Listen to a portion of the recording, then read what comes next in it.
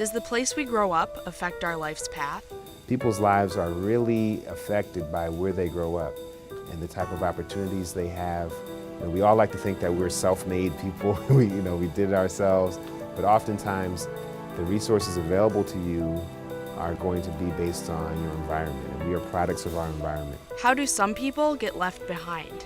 Prejudice can be manipulated for ill gain, and that whole phenomena of white flight is an ongoing problem that is still happening in many parts of the country. So the struggle is, how do you avoid white flight?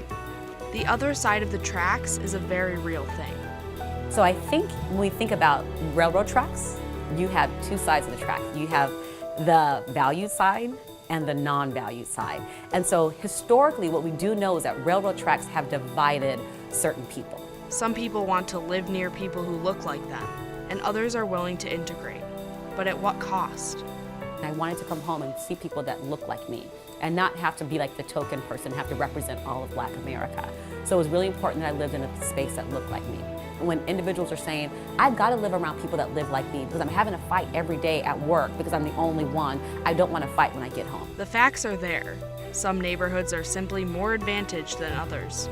So from a political perspective, it's not surprising that the more affluent parts of town will have more voice and more of a say-so in what happens, because they're the ones who are being catered to by the political establishment. How do we break down the barriers that remain even when the train tracks are taken away?